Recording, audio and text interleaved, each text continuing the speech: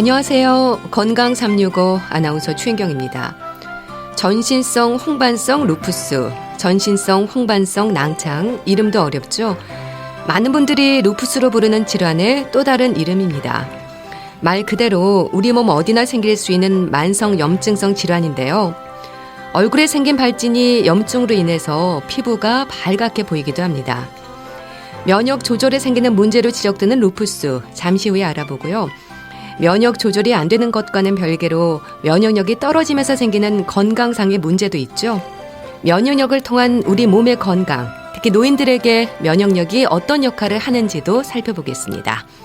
건강 365 5월에 종로에서 듣고 시작하겠습니다. 전신성 홍반 루푸스, 루푸스에 대한 또 다른 이름입니다. 전신성이라는 표현이 부담을 더하는데요.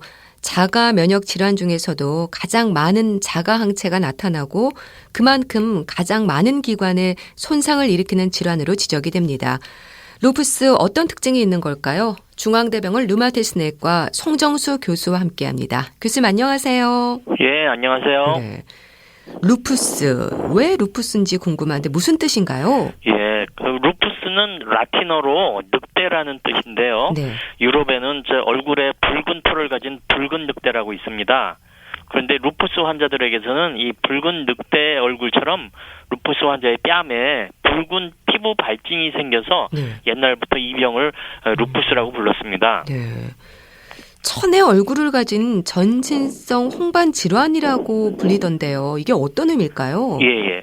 루푸스의 정식 명칭은 전신 홍반 루푸스라고 합니다. 네. 이름 그대로 전신을 침범하는 질병입니다. 따라서 전신 증상이 매우 여러 가지로 나타나죠. 네. 천의 얼굴이라고 할 정도니까 아주 다양한 증상을 보이는 거네요. 예, 맞습니다. 이제 머리끝부터 발끝까지 아주 다양한 증상이 나타납니다. 예. 그럼 전신성이라는 이름에서 짐작할 수 있듯이 머리끝에서 발끝까지 나타난다고 하셨는데 구체적으로 어디가 좀 많이 나타나나요? 증상은 온몸에 어디든지 다 나타나는데요. 이제 머리카락이 갑자기 빠지는 그런 탈모 증상부터 시작해서 혈액순환 장애로 인해서 발가락 끝이 썩는 증상까지 그냥 머리끝부터 발끝까지 온몸의 전신에 아주 다양한 증상이 나타날 수 있습니다. 네. 그런데 처음엔 피부과 질환으로 생각하는 분들이 많다고 들었습니다. 이 피부 발진이 가장 흔한 건가요, 그럼? 예, 맞습니다. 피부 발진이 비교적 흔한 루푸스 증상입니다. 얼굴의 뺨이나 팔, 배, 등 쪽에 붉은 피부 발진이 나타나는 증상이 초기에 나타나서 피부과를 먼저 찾는 경우가 많습니다. 네. 급성으로 피부 발진이 나타나는 경우도 많지만은 만성으로 천천히 발생되는 경우도 있습니다. 네. 자가 면역 질환 중에서도 가장 많은 자가 항체가 나타나고 그런 만큼 몸의 여러 곳에 손상을 일으킨다고 하는데요. 그 원인에 대해서는 어떻게 설명이 될까요? 예. 아직까지 정확한 원인이 확실히 밝혀진 거는 아니지만은 현재까지 알려진 바로는 우리 몸의 면역 체계에 이상이 생겨서 골수에서 항체가 만들어지는데요. 네. 원래 정상적인 항체는 우리 몸을 보호하는 물질인데 루푸스를 일으키는 자가 항체는 반대로 우리 몸을 공격합니다. 네. 그래서 이런 골수에서 자기 몸을 공격하는 자가 항체가 만들어지고 또 이와 반응하는 면역 복합체가 우리 몸 조직이나 주요 장기를 공격해서 염증을 일으키고 조직과 장기를 손상시키면서 병이 일어납니다. 네. 면역력이 떨어지면서 생기는 질환이 아니라 면역이 조절되지 않으면서 나타나는 질환으로 이해를 해야 되겠네요. 예, 그렇죠. 이게 면역 결핍 질환이라기보다는 이 면역의 대상이 세균이나 바이러스와 같은 우리를 공격하는 물질이 아니라 우리 몸세포나 또 조직 장기를 적으로 보고 공격하는 거죠. 네. 한마디로 이제 몸 안에서 쿠데타가 일어나는 것과 같습니다. 그래서 면역 저하 질환이라기보다는 면역 이상 질환으로 보는 게 맞습니다. 면역 이상 질환이요. 예. 근데 면역 조절이 안 되니까 이 면역력이 떨어지는 것도 어쩌면 당연하겠어요. 예, 맞습니다. 면역력이 떨어져서 병이 생긴다기보다는 이게 면역 세포가 세균이나 바이러스를 공격해야 되는데 자기 몸을 공격하니까 이게 면역 세포가 제 할 일을 못 하고 있는 거예요. 그러면서 자가 면역으로 인해서 2차적으로 세균이 들어와도 면역력이 떨어지는 그런 2차적으로 면역력이 떨어진다고 봐야 되죠. 네. 그럼 이 루푸스 같은 경우는 면역력이 떨어졌다고 하는 게 아니라 면역력이 너무 과하다고 봐야 되는 건가요? 이상하게 변했다 이거죠. 이상하게 그러니까 변하는 면역이 예. 제 할 일을 해야 되는데 네. 제 할 일을 안 하고 나쁜 짓을 한다는 것이죠. 그렇군요. 예. 그래서 코로나19 시대 루푸스 환자들은 특히 조심해야 한다는 말을 하는 것 같습니다. 예. 면역 억제제를 써야 하는 만큼 면역력이 떨어질 위험이 그만큼 많다는 거잖아요. 그렇죠. 루푸스 환자에게는 이렇게 우리 몸을 공격하는 나쁜 자가 항체의 수를 줄이기 위해서 네. 면역 억제제를 사용합니다. 그래서 면역력을 좀 떨어뜨리는 것이죠. 정상적으로. 네. 그래서 정상인에 비해서 이제 그 루푸스 환자들이 면역력이 조금 떨어져 있는 것은 사실입니다. 그래서 이런 분들은 더욱 특히 개인 위생 관리라든지 뭐 건강한 생활 습관을 유지하고 또 예방 주사도 잘 맞고 그러셔야 됩니다. 예. 그러니까 루푸스 환자들에게 뭐 독감 예방 접종이라든지 뭐 폐렴 예방 백신 그리고 예. 감기 들지 않도록 개인 위생을 철저히 하라는 것도 그런 의미에서 강조가 되는 거겠네요. 그렇죠. 질병 자체로도 면역이 좀 떨어지거니와 예. 또 면역 억제제, 또 스테로이드 그런 약물을 쓰면은 또 면역력이 더 떨어지게 돼요. 예. 그래서 이런 루푸스 환자와 같이 면역력이 떨어진 분들한테는 반드시 독감 예방 주사하고 폐렴 예방 주사는 반드시 맞아야 됩니다. 또 감기에 걸리면 초기에 이걸 치료를 잘 받고 네. 잘 넘어가야 되는데 이 감기를 그냥 방치를 하다 보면은 그 루푸스 환자들에게는 면역력이 떨어져 있기 때문에 이 감기가 폐렴이나 폐혈증으로 쉽게 넘어갈 수 있어요. 그래서 개인 위생도 철저히 해야 되고 예방 백신도 잘 맞아야 되고 그게 중요합니다. 그러니까 루푸스 환자들은 단순 감기에 걸려도 큰일 날 수 있는 거군요. 네, 맞습니다. 그래서 항상 감기 걸려도 빨리 선생님을 찾아가라고 얘기를 하죠. 루푸스는 젊은 여성들에게 많다고 들었습니다. 그런가요? 예, 맞습니다. 루푸스는 이제 가임기 여성에게서 많이 발생합니다. 예. 뭐 초경이 시작된 사람부터 폐경 이전까지. 왜냐하면 루푸스의 발병 원인 중에 그 여성 호르몬 에스트로겐이 거기에 역할을 한다고 알려져 있거든요. 예.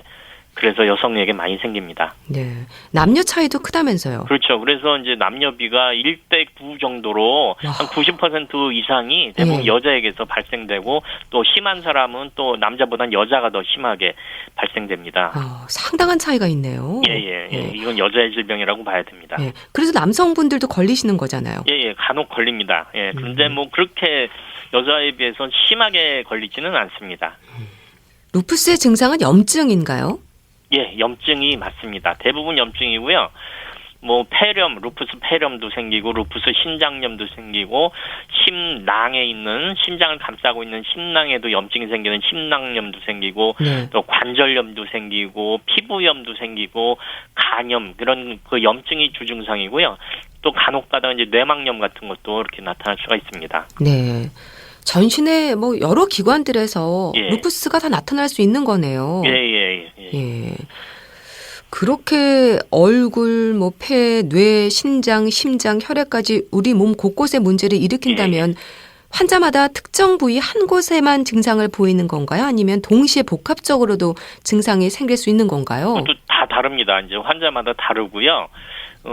특정 증상만 나타나는 환자가 있어요. 뭐 보통 증상이라 하면 뭐 근육통, 관절통, 피부 발진, 피로감, 무력감, 뭐 식욕부진, 또 빈혈에 의해서 어지럼증 생기고 또 열나고 거품 나는 소변을 보고 온몸이 붓고 그런 증상이 나타나는데 이것이 이제 뭐 침범되는 기관에 따라 달라요. 피부, 신장, 골수, 폐, 심장, 뇌 등 그런 게 침범되면 그런 증상이 나타나는데 어떤 사람은 뭐 골수만 침범하는 사람도 있고 어떤 사람은 피부만 나오는 사람이 있고 그런 특정 증상만 나타나는 사람이 있지만은 또 어떤 사람은 이렇게 돌아가면서 나와. 피부가 낫다가 피부가 좋아지면 이제 신장이 나빠지고 또 신장이 나빠지면 폐가 나빠지고 그렇게 돌아가면서 하는 사람도 있고 가장 심한 사람은 동시에 다 오는 경우가 있어요. 뭐 심장, 폐, 피부가 다 와서 그런 경우는 이제 목숨이 왔다 갔다 하고 좀 위험하죠.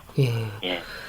근데 뭐 근육통, 관절통, 빈혈 이렇게 얘기하시니까 루푸스라고 금방 알아채기가 쉽지 않겠어요. 그렇죠. 어렵죠. 예. 그래서 뭐 진단하기가 굉장히 어렵고 옛날 보고에 따르면은 예, 루푸스로 진단된 날부터 계산을 해보면 한 2년 전부터 루푸스 증상이 나타났다. 원래 그 증상이 한참 전에 있었는데 그렇죠. 알아채지 못하는 거군요. 예, 진단하기 힘들다는 얘기죠. 예. 예. 그럼 특히 어느 기관으로 루푸스가 진행이 되는 게 가장 위험할까요? 그럼 뭐 목숨을 왔다 갔다 하는 게 이제 뇌, 심장, 신장, 폐, 골수 그런 거가 침범이 되면은 이제 생명을 잃을 수 있기 때문에 뇌나 신장, 심장, 폐, 골수 이런 게 침범되면은 뭐 위험하다고 볼 수 있습니다. 네, 그러니까 부분적으로 나타났다가 이게 뇌, 뭐 심장, 폐 이런 곳까지 퍼질 수 있는 거군요. 예, 퍼질 수 있습니다. 예. 초기 진단이 무척 어려울 것 같은데요. 예. 근데 혈액 검사로 황체를 확인하면 되는 거 아닌가 싶기도 한데요. 예, 맞습니다. 예. 항액 항체라는 검사가 있고요. 그래서 근데 이제 루푸스의 증상이 이제 워낙 다양해서 어느 검사를 먼저 해야 될지 모르는 경우가 많습니다. 의사도 그렇고 환자도 그렇고. 그래서 이제 항액 항체라고 하는 검사가 이제 루푸스를 일으키는 자가 항체를 찾아내는 검사인데 루푸스라는 이 질병 자체가 한 10,000명에 2명 정도만 걸리는 희귀 난치 질환이에요. 그래서 많은 사람이 걸리지 않습니다. 그래서 이 항액 항체 검사를 기본적으로 선별 검사로 하는 경우가 많지 않아요. 루푸스를 의심을 해야만 이 검사를 하기 때문에 따로 하는데요. 하는 검사라는 말씀이신 그렇죠. 거죠? 예. 그냥 뭐 건강검진이나 그런 데서 하지가 않아요. 예. 그래서 루푸스를 먼저 의심하는 경우에만 이 검사를 합니다. 예. 그래서 이렇게 진단이 그렇게 쉽지는 않습니다. 그럼 건강검진에서 우리가 하는 그냥 일반적인 피검사에서는 알 수 없는 건가요? 예. 거기에서는 뭐 그걸 종합을 해서 보면 나중에 보면은 이제 의심을 할 수가 있는데 처음부터 그거 봐서는 루푸스 증상이다라고 이렇게 똑 집어서 얘기하기는 좀 힘듭니다. 네. 그렇게 자가 면역 항체 검사로 이제 양성이 나왔다라고 하면 루푸스가 의심이 되는 건가요? 예, 의심이 됩니다. 그렇지만은 정상인에게서도 이런 자가 항체가 양성으로 나타나는 경우가 종종 있어요. 정상인은 5%에서도 이 자가 항액 항체가 양성으로 나오거든요. 그래서 류마스내과 전문의는 이 자가 항체 검사도 하면서 또 임상 증상, 뭐 피부 증상, 뭐 신장 증상, 뭐 그런 걸 다 종합을 해서 점수를 매기는 게 있어요. 그래서 점수를 매겨서 몇 점 이상 되면 루푸스다라고 하는데 이게 세계 루푸스 학회의 진단 기준에 따라서 그렇게 루푸스로 진단을 합니다. 네. 점수를 매긴다고 하셨는데 그 항목들에 그 어떤 것들이 있나요? 예를 들어서 뭐 피부 증상, 그다음에 이제 그 뇌를 침범하면은 이제 경련을 하거나 뭐 정신병이 생기거나 그런 게 있거든요. 그러면 뭐 점수가 높고 또 이제 관절염이나 근육통 같은 건 점수가 좀 낮고요. 워낙 다른 병에도 많이 낮기 때문에. 그래서 루푸스의 특이적인 증상이 나타나면 높은 점수를 주고 그래서 몇 점 이상 되면 루푸스로 진단을 하게 되죠. 네. 피부에 뭔가 증상이 나타나면 가장 감별하기 쉽겠네요. 그렇죠. 근데 뭐 이게 알레르기 때문에 그럴 수도 있고 뭐 두드러기 때문에 그럴 수도 있고 그렇기 때문에 뭐 루푸스로 의심이 된다면은 이제 우리 같은 경우는 피부 조직 검사를 해서 거의 면역 복합체가 쌓여 있으면은 우리가 루푸스로 진단을 할 수가 있죠. 네. 뭐 알레르기나 두드러기와도 비슷한 모양인가 보죠. 예. 뭐 그 육안으로는 감별을 할 수가 없어요. 예. 그럼 조직 검사를 해봐야 되는 겁니까? 조직 검사를 하는 게 좋습니다. 예. 그 초기에는 근데 감기로 생각하는 분들이 또 의외로 많으시다고요. 예. 루푸스의 초기 증상이 이제 근육통과 관절통부터 시작이 되거든요. 근육통, 관절통. 예, 그게 가장 흔한 증상, 한 90% 정도가 근육통, 관절통, 그래서 피부염이 한 70% 나타나고, 그래서 많은 환자들이나 의사들이 감기 치료를 이제 먼저 하게 되고, 그러다 병이 진행이 되고 잘 안 낫고 자꾸 재발하고 또 이상한 증상이 또 새로 나타나고 그러면서 이제 큰 병원으로 방문하게 되는 경우가 많습니다. 네. 그 루푸스를 의심할 수 있는 증상이라면 나타나는 증상들이 계속 지속되는 걸 말하는 걸까요? 예. 증상이 좋아졌다가 나빠졌다를 반복하고 또 예상하지 못했던 증상들이 추가로 이제 나타나게 되면은 이게 루푸스가 아닌가라고 이렇게 예측을 할 수 있게 되죠. 네. 치료는 약물입니까? 스테로이드제가 쓰이는 건지도 궁금한데요. 예. 치료는 뭐 약물 치료를 합니다. 수술로 치료하지 않고요. 가장 중요한 치료제는 스테로이드하고 면역 억제제입니다. 그래서 증상의 중등도에 따라 침범된 장기가 얼만큼 많이 침범되느냐에 따라서 스테로이드하고 면역 억제제를 쓰는데 그 증상에 따라서 용량을 조절하면서 치료를 합니다. 네. 면역 억제를 통한 치료 효과는 어떻습니까? 치료 효과는 아주 좋습니다. 이제 옛날에 면역 억제제가 개발되지 않았던 한 20년 전만 하더라도 이제 루푸스엔 스테로이드가 유일한 치료였어요. 그래서 스테로이드의 온갖 부작용 때문에 환자들이 많이 고생을 했는데 최근에는 이제 효과적인 면역 억제제들이 많이 생겨서 스테로이드 사용을 줄일 수 있고 또 치료에도 많은 도움이 되고 있습니다. 네. 루푸스 환자들이 겪는 부작용이나 합병증은 어떤 게 있을까요? 루푸스 자체 증상이나 합병증으로 뭐 심하게 고생할 수도 있고요. 또 치료 약물의 부작용 때문에 고생할 수도 있습니다. 루푸스 자체의 증상은 뭐 너무 다양해서 다 일일이 설명해 드릴 수는 없고 또 치료 약물 중에 스테로이드 부작용으로는 이제 얼굴이 붓고 살이 찌고 당뇨병 생기고 골다공증 생기고 뭐 그런 것도 있고요. 또 면역 억제제 합병증으로는 골수 기능이 떨어지면서 대상포진이나 폐렴, 뭐 독감 그런 것들이 잘 걸릴 수 있습니다. 면역 조절약은 평생 드셔야 되는 건가요? 환자마다 질병의 활성도에 따라 좀 다르지만 대부분의 환자는 루푸스의 재발을 막기 위해서 면역 조절제 또 면역 억제제를 거의 평생 복용합니다. 또 약을 복용하는 것도 중요하지만은 루푸스의 질병 활성도를 피검사와 소변 검사를 통해서 정기적으로 해야 하거든요. 그래서 이 정기적으로 검사하는 것이 약물 치료만큼 중요합니다. 루푸스 발병 위험이 주로 젊은 여성들에게 많다고 하셨는데 그만큼 임신도 걱정입니다. 임신과 출산에 대해서는 어떨까요? 루푸스 환자는 그 임신과 출산이 건강한 여성에 비해서 좀 어렵습니다. 특히 질병의 활성도가 심한 환자는 더 위험합니다. 임신 중이나 출산 후에 루푸스가 악화되는 경우가 많고 또한 임신을 제대로 유지하지 못하고 유산할 확률이 한 30% 정도 됩니다. 그리고 또 임신 합병증으로 임신 중독증이나 조산 등이 생길 수도 있기 때문에 루푸스 환자가 임신을 하려면은 먼저 질병의 활성도를 안정화시킨 다음에 질병이 좀 가라앉은 다음에 해야 되고 산부인과 전문의하고 류마티스내과 전문의의 긴밀한 협조 하에서 임신과 출산을 해야 하는 것이 반드시 필요합니다. 네. 루푸스가 신장으로 온 경우에는 루푸신염으로도 고생을 하신다고요? 루푸스 신염이 많죠. 루푸스 신장염은 그 루푸스 환자의 70%에서 생기고 이게 나중에 급성 신부전이나 만성 신부전으로 가서 콩팥이 망가지는 경우가 한 10% 정도 됩니다. 그래서 이제 루푸스 환자는 정기적으로 피 검사와 소변 검사를 해갖고 루푸스 신장염이 생겼는지 또 이미 생긴 사람은 이게 악화됐는지 좋아졌는지를 확인해야 되고 또 악화되었으면 면역 억제제 용량을 올리고 또 좋아졌으면 면역 억제제를 좀 낮추고 하는 그런 용량 조절이 필요합니다. 네. 임신과 출산 같은 경우는 좀 걱정하시는 분들 많으실 것 같은데 태아에게 루푸스가 유전되는 건 아닐까 이런 걱정 많이 하실 것 같습니다. 어떨까요? 루푸스가 유전된다. 거기에 대해서는 아직 논란이 많고요. 가족력은 확실히 조금 높아요. 쌍둥이에게서도 같이 발생되는 경우도 많고. 그렇지만은 완전히 100% 뭐 대머리나 생맹처럼 그렇게 100% 유전되지는 않습니다. 간혹 또 임신 중에 엄마가 루푸스를 앓고 있을 때 그 태아에게도 루푸스가 생기는 경우가 있는데요. 주로 이제 피부 루푸스가 생기죠. 이런 경우에는 이제 항 SSA라는 항체가 엄마의 피에서 애기한테 태반을 통해서 애기한테 넘어가서 태아에게 피부 루푸스를 일으키는 경우도 있습니다.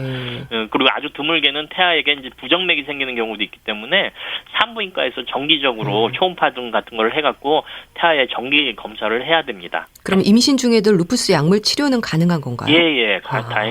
다행히 이제 스테로이드는 임신 중에도 사용이 가능하고 면역 억제제 중에서도 일부 약물은 임신 중에도 사용이 가능합니다.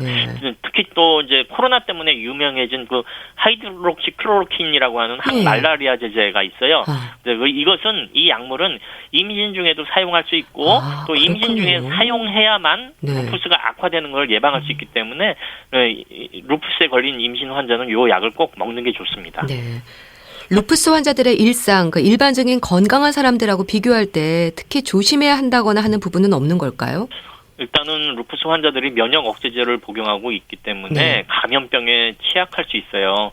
그렇기 때문에 이제 개인 위생을 철저히 하고 손을 열심히 잘 씻고 또 술, 담배 하지 마시고 규칙적인 생활을 하고 충분히 그 휴식을 취하고 잠도 잘 주무셔야 되고 정신적 안정도 취해야 되고 또 적절한 운동을 해서 근력을 강화시키는 그런 생활 습관 개선이 필요합니다. 네. 자, 루푸스에 대한 검사를 좀 받아볼 필요가 있는 분들 증상으로 짚어주신다면은요. 예, 얼굴이나 이제 피부에 그 피부 발진이 잘 생기고 네. 또 약물 치료에도 잘 반응하지 않고 또 자꾸 재발하는 반점이 생긴다든지 또 근육통이나 관절통, 피로감 이런 것들이 이제 휴식을 취해도 잘 낫지 않는다든지 또 몸이 자주 붓는다든지 원인 모를 열이 자주 나는 분들은 루푸스에 대한 검사를 한번 받아보시는 것이 좋을 것 같습니다. 네, 알겠습니다. 예. 자, 오늘은 전신성 홍반 루푸스에 대해서 알아봤는데요. 중앙대병원 류마티스 내과 송정수 교수와 함께했습니다. 말씀 감사합니다. 예, 감사합니다. 윤신의 열애 들으셨습니다. 여러분께서는 지금 KBS 라디오 건강 365 함께하고 계십니다.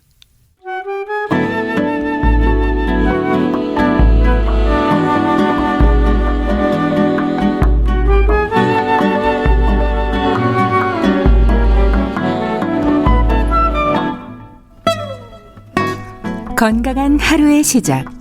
KBS 라디오 건강 365 최윤경 아나운서의 진행입니다.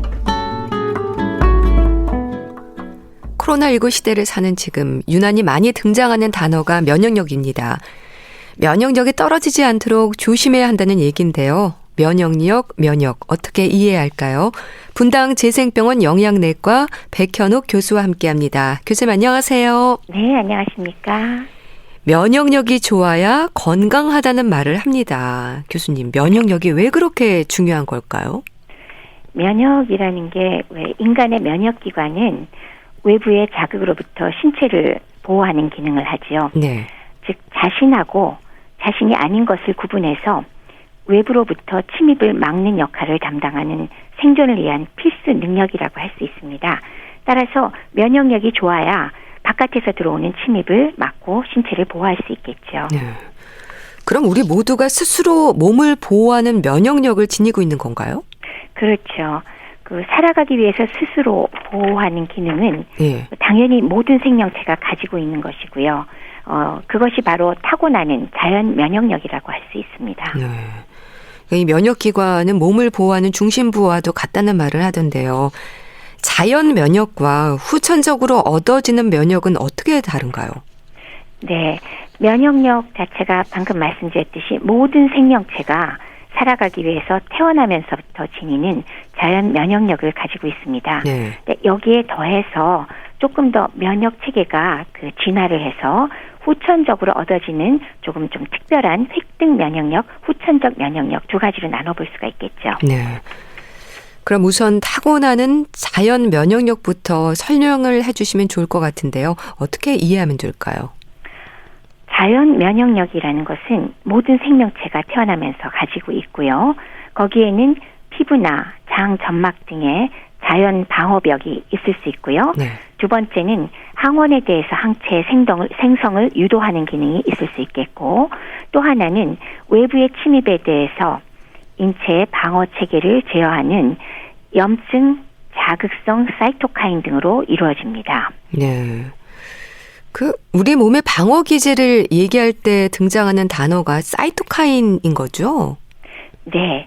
사이토카인이라는 거는 어떤 것이냐면 세포가 대부분 면역세포가 만들어내지만 세포가 분비하는 아주 저분자량의 작은 단백질입니다. 네. 그래서 그 역할은 세포와 세포 사이에 신호를 전달하는데 이것이 일단 분비가 되면은 분비한 자기 세포 자체에 그리고 주변 세포에 영향을 주어서 세포를 많이 증식시키거나 분화시켜서 또 다른 사이토카인을 분비하게 하기도 하고 그 결과로 조혈세포를 더 많이 만들어내기도 하고 네. 또 염증 반응에 민감하게 관여하는 등의 역할을 하게 됩니다. 네. 이 사이토카인이 적당하게 나와야 하는데 과다하게 분비가 되면 어떤 위험이 오는 건가요? 그게 바로 왜 얼마 전에 코로나19 예. 처음 이제 사망자 나올 때 나왔던 얘기죠. 사이토카인 폭풍이라고 얘기를 합니다. 너무나 과다하게 분비됐을 때. 사이토카인 폭풍이요? 그렇죠. 사이토카인 스톰이라 그러죠. 예. 결국 이것은 외부에서 바이러스나 여러 가지 항원, 어떤 자극에 대해서 대항하기 위해서 인체 내 면역 체계가 사이토카인을 분비한다고 말씀을 드렸습니다. 네. 그런데 이게 과도하게 반응하면 너무나 많이 나와서 정상 세포까지 공격하면서 일어나는 아주 대규모의 염증 반응이라고 정의를 내릴 수가 있겠습니다. 예. 이렇게 염증 반응이 통제가 되지 않기 때문에 40도 이상의 고열이나 오한이 동반되면 이 고열 자체로 신체 세포들, 정상 세포가 또 변형되고 거기에 기능 저하가 또 동반되게 되니까 설령 회복되더라도 네. 기타 합병증이 유발될 가능성이 매우 높지요. 그래서 일종의 면역계 과다작용 내지는 오작동이라고 얘기할 수 있겠습니다. 네. 상당한 위험 상황까지 이를 수 있는 거군요. 그러면요. 예. 자, 그리고 후천적으로 얻어지는 면역은 또 뭘까요? 후천적으로 얻어지는 그 획득 면역력이라는 것은 그 일종의 그 진화 단계에서 얻어지는 것이라고 할 수가 있죠. 그래서 그 한 번 이물질에 노출이 된 후에 그 이물질의 면역학적 항원을 특이적으로 기억하여서 네. 추후에 다시 그 물질이 들어오면 아주 신속하게 그 물질을 제거할 수가 있죠. 그래서 이런 획득 면역력에는 세포성 면역력과 자연성, 그러니까 체액성 면역력이 있는데 그 말씀드렸듯이 진화의 산물이기 때문에 좀 더 섬세한 작용을 하는 거겠죠. 네. 그래서 이러한 면역학적 기억으로 인해서 그 장기간 항원을 기억하게 되는 거죠. 우리가 왜 시도하고 있는 백신, 그러니까 예방접종의 원리라고 할 수 백신, 있겠습니다. 네. 그렇죠. 요즘 뭐 코로나19에 대한 예방에 있어서도 방역 수칙과 함께 이 면역력이 강조가 되고 있습니다. 어느 정도나 영향이 있는 걸까요? 대부분의 바이러스의 공통이지만은 명확한 치료제도 현재 코로나19에 대해서는 개발 중인 상황 아닙니까? 예. 따라서 결국은 이 병에 걸리거나 안 걸리거나 혹은 가볍게 지나가거나 중증으로 진행되는 것 여부는 개인의 면역력의 문제라고 할 수 있겠죠. 네. 실제 코로나19의 사망자의 거의 대부분이 노약자인 것에서도 우리가 이런 걸 정확히 알 수가 있습니다. 네. 이 코로나19뿐 아니라 사실 나이 들수록 여러 가지 감염의 위험이 높아지지 않나요? 독감 예방접종도 중요하다고 얘기를 하는 게 사실 노인들에게는 무료 접종으로 독감 발병 위험을 방지할 수도 있는 거잖아요. 그러면요. 그러니까 일반적으로도 나이가 들수록 감염률이 증가하고 감염에 의한 사망률도 증가하는 걸 볼 수가 있죠. 예를 들면 1980년에서 2003년까지 미국 위스콘신에서 연구한 결과에 의하면 예. 노인 중에도 85세 이상의 초고령 노인은 인플루엔자 독감 감염에 의한 사망률이 그거보다 젊은 노인, 즉 65세에서 84세 연령층보다 상당히 높게 나타났습니다. 네. 즉 노화로 면역력의 조절 기능 장애가 발생한 것으로 보인 거죠. 따라서 이러한 감염의 위험률이 높기 때문에 독감 예방 접종 또한 노인들에게는 무료 접종으로 더 많이 맞춰주려고 노력하는 건 그만큼 사망률을 줄일 수 있다는 것이 되겠죠. 그건 나이 들수록 면역력이 떨어지는 게 문제가 될 수 있다는 얘기인가요? 그렇죠. 네. 면역력이 저하가 되면 어떤 위험이 생기는지도 궁금합니다. 그러니까 면역력이 저하되면 감염도 물론 잘 생기겠지만 더해서 노인에게는 또 감염과 폐혈증 같은 중증이 동반되어도 일반적인 염증 반응이 잘 발현되지 않습니다. 즉 발견하기도 어렵다는 뜻입니다. 네. 왜 그러냐 하면 염증 반응인 백혈구 증가나 발열 증상이 뚜렷하지 않으며 세포 면역력과 말초 림프구 숫자가 감소하죠. 이러한 노화 관련의 면역력 변화는 다양한 염증성 사이토카인의 생성에 불균형과도 관계가 있다고 합니다. 네. 그러니까 면역력이 좀 낮은 노인들에게는 일반적인 염증 반응도 잘 나타나지 않는 거군요. 그렇죠. 그래서 발견이 매우 어렵습니다. 예. 사이토카인 생성과도 연관이 있다는 얘기고요. 그렇죠. 생성이 불균형하기 때문에 문제가 더 많이 생기죠. 예. 이런 상태에서 영양 불균형까지 이어지면 특히 노인 건강에 있어서는 위험 신호로 자리를 하는 건가요? 이렇게 영양 불량이 확고하게 되는 이유가 여러 가지가 있지만 앞서 제가 말씀드린 적이 있는 노인성 식욕부진, 이거 상당히 흔하거든요. 예. 그걸로 인해서 영양 불량이 생기면 일단 식사량이 줄고 그 자체가 문제가 어떤 것이 발생하냐면 장점막으로 식사량이 줄어들거나 영양소가 부족하면 장점막이 손상을 입게 됩니다. 그래서 장관의 정상 세균 분포가 변화가 되고 점막의 면역 균형이 또다시 깨지는 그런 문제가 생기는 거죠. 네. 영양 문제, 특히 부족할 수 있는 영양소가 뭔가요? 장점막 추가성이 증가하면서 여러 가지 문제가 생기는데 예.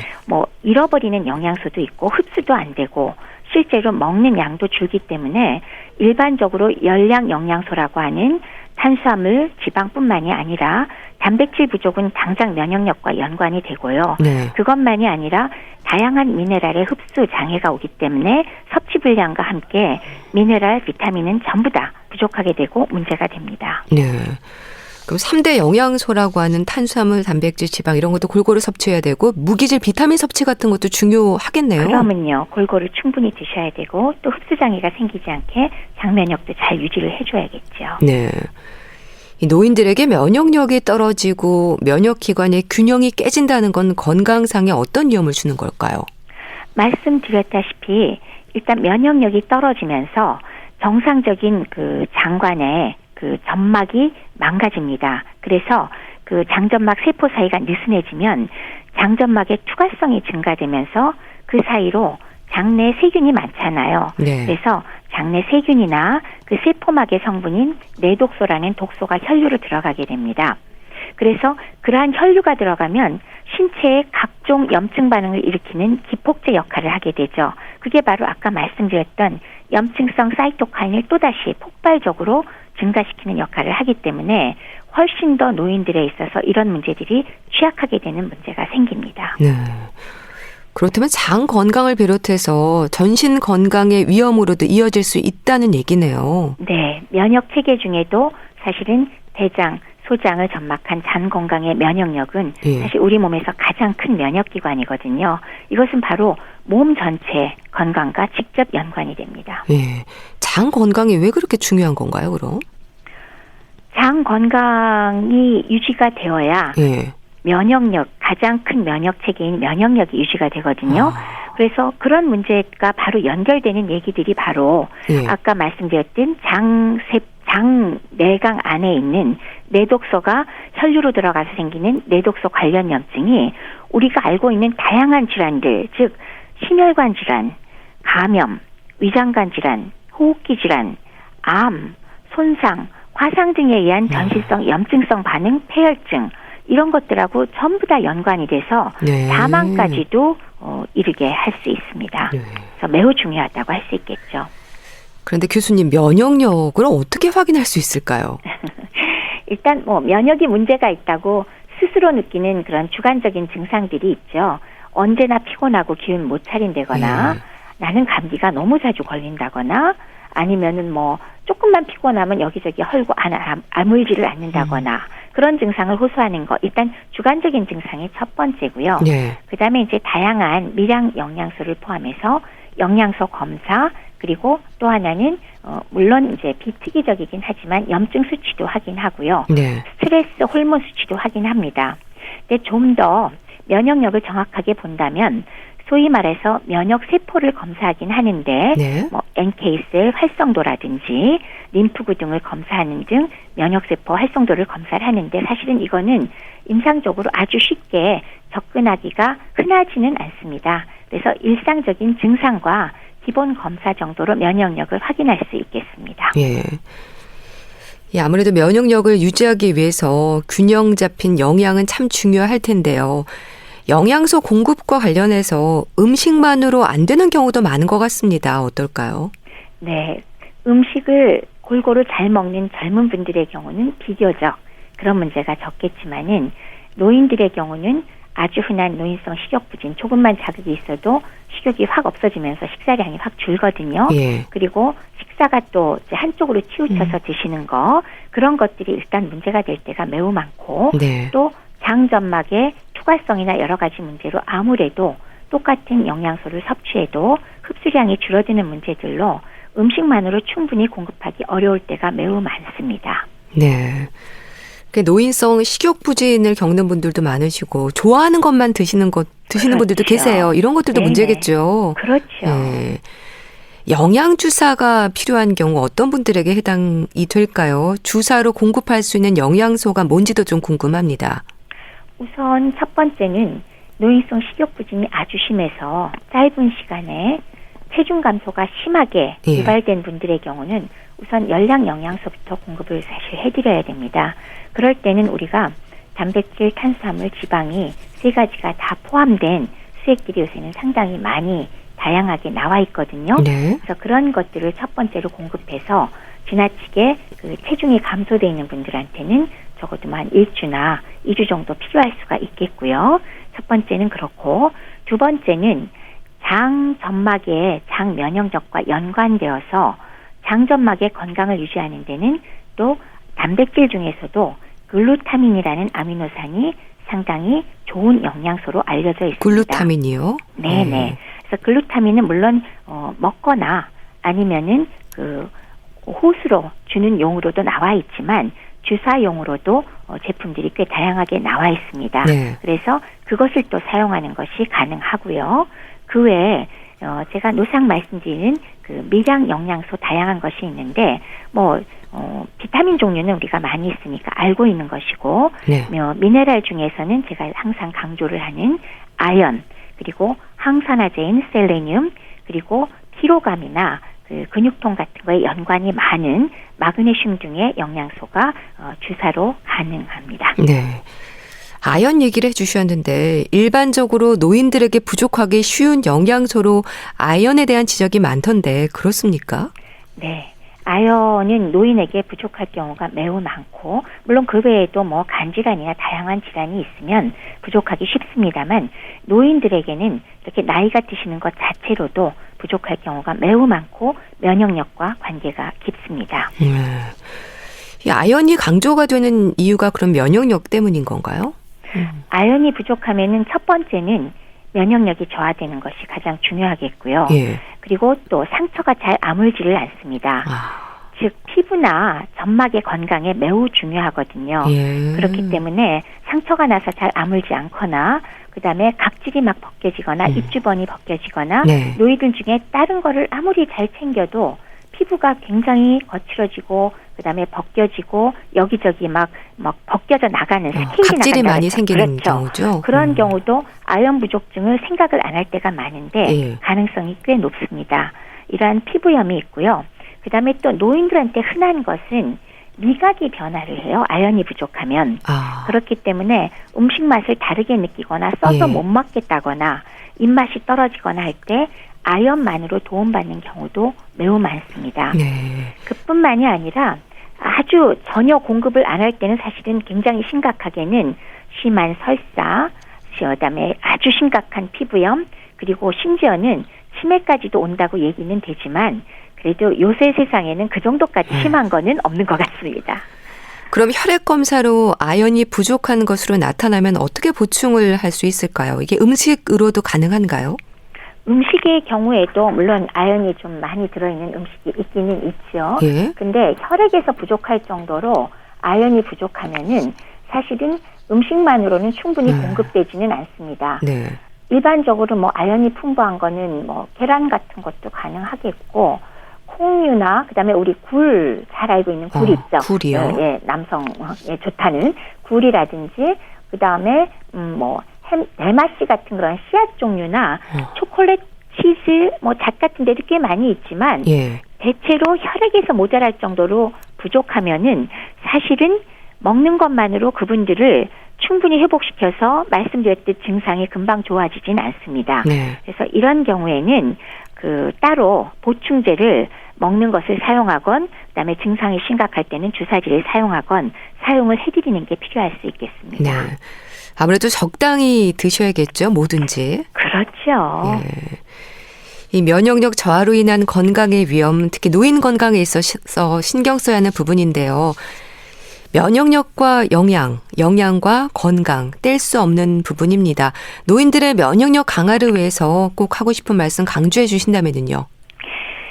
노인들의 면역력과 영양을 얘기하라 그러면 당연히 우선 첫 번째는 식사를 골고루 충분히 드실 것. 네, 이거는 뭐 당연한 얘기요. 네. 그렇죠. 그건 당연한 얘기인데 더해서 일전에 제가 말씀드렸듯 식사량이 부족한 부분을 보충하는 경구 영양 보충액을 보조로 하루에 1개나 2개 간식으로 좀 쓰시라. 그거는 왜 제품으로 캔이나 팩으로 나온 거 많다고 말씀을 드렸습니다. 경구 영양 보충액이요. 보충액. 예. 네네. 그거는 뭐 제품화된 게 워낙 종류가 많으니까요. 그거가 두 번째고요. 세 번째는 말씀드렸다시피 미량 영양소 중에서는 특히나 아연 쪽은 좀 신경을 쓰셔서 아연이요. 네, 필요하다면 체크도 좀 해보고 필요하다면 보충을 해주시면 좋겠고 일반적인 경우에 바이타민이나 기타 뭐 그런 것들이 부족한 거는 그건 가까운 곳에서 얼마든지 도와드릴 수가 있고요. 네. 그다음에 짧은 기간에 살이 빠질 정도로 식사량이 줄고 그다음에 잦은 피로감이나 문제가 있다면 역시 필요한 영양소가 골고루 다 있는지 가까운 곳에서 영양소 체크도 좀 해보고 이런 것들을 맞춰서 좀 보조를 해주시면 조금 더 도움이 될 거고요. 네. 마지막으로는 장의 면역력을 강화시키기 위해서는 장을 오랫동안 굶기거나 영양 불균형을 첫 번째로 피해야 되는 게 있고 여기에 도움되는 것은 요새 왜 얘기들 많이 하는 유산균 제제들 다양하게 나오고 유산균 있죠. 제제들이요. 그렇죠. 그래서 자기 몸에 맞는 유산균 제제도 정장제로서 그 세균총을 좋은 균주로 많이 바꿔주거든요. 네. 이것도 점막 면역력에 굉장히 도움이 되고요. 또 하나 도움되는 것은 굉장히 풍부한 성장인자와 분비성 면역글로불린 A가 풍부한 초유 성분이 또 제품화된 것들이 있습니다. 요것은 거의 정장제보다 거의 100배 정도 장 점막의 면역력에 도움이 된다고 알려져 있기 때문에 심각하다 싶은 분들은 이것 또한 고려에 넣으시면 훨씬 더 이런 코로나19 시대에 네. 도움이 되리라고 생각을 합니다. 네, 알겠습니다. 자, 오늘은 면역력에 대해서 알아봤는데요. 분당 재생병원 영양내과 백현욱 교수와 함께했습니다. 말씀 잘 들었습니다. 감사합니다. 감사합니다. 백미현의 다시 사랑할 수 있다면 보내드리면서 인사드릴게요. 건강365 아나운서 최인경이었습니다. 고맙습니다.